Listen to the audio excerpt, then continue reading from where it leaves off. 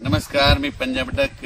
राज्यात मध्ये आज सांगायचं तर 24 जुलै पासून ते 27 जुलै पर्यंत राज्यात वेगवेगळ्या भागात जोराचा पाऊस पडणार आहे. कुठं रिमझिम पडणार आहे, कुठं मुसळधार पडणार आहे, कुठं 8 दिवस होणार आहे. म्हणून हा अंदाज लक्षाचा.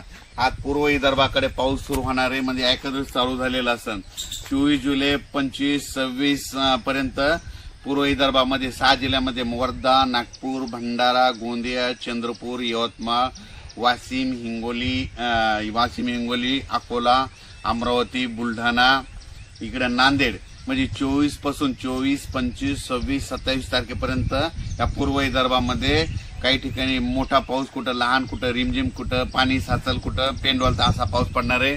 म्हणून त्यांच्यासाठी आनंदाची वेळ मी. त्याच्यानंतर आपण मराठवाड्याकडे येऊ.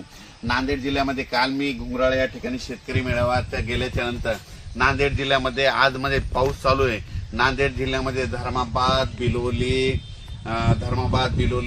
पेनूर, पुन्हा ते मुदखेड, मनमाड या भागामध्ये पाऊस कमी होता. आता रात्री पडला, पण त्यांना देखील आनंदाची बातमी. आणखी 24, 25, 26, 27 तारखेपर्यंत 4 दिवस दररोज वेगवेगळ्या भागात पाऊस पडणार आहे. काही ठिकाणी वड्याला पाणी येईल, पण त्या शेतामध्ये पाणी साचल, म्हणून हा अंदाज लक्षात घ्यायचा. त्याच्यानंतर पुणे जिल्हा आणि पश्चिम महाराष्ट्रामध्ये म्हणजे 24, 25, 26, 27 पर्यंत सरी चालू राहतील. म्हणून त्या शेतकऱ्यांनी पश्चिम महाराष्ट्रातल्यानी हे अंदाज घ्यायचा.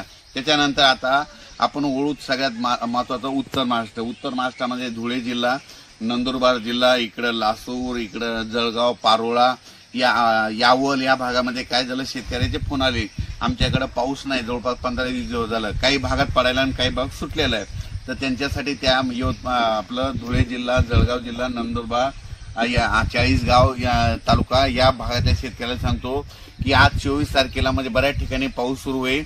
25ला आणखीन थोडा वाढणार आहे, 26ला जास्त वाढेल आणि 26, 27ला मात्र तुमच्या इकडे चांगला रिमझिम पाऊस पिकाला पडणार आहे. म्हणून या उत्तर महाराष्ट्र खानदेशल्या शेतकऱ्यांनी हा अंदाज लक्षाचा. तो या 4 दिवसामध्ये 24, 25, 26, 27 जुलैपर्यंत चांगला पाऊस पडणार आहे. म्हणून हा अंदाज लक्षाचा. पण राज्यात मात्र या म्हणजे आता ह्यामध्ये 27 तारखेपर्यंत कोणी याच्या पावसात वंचित राहणार नाही. सगळीकडे पाऊस पडून जाईल आणि सगळ्याला जीवदान ठरणार आहे. त्याच्यानंतर 28 तारखेपासून राज्यातला पावसाचा जोर ओसरणार. 29 तारखेला परत पूर्व विदर्भ, पश्चिम विदर्भाकडे चांगलं ऊन पडणार.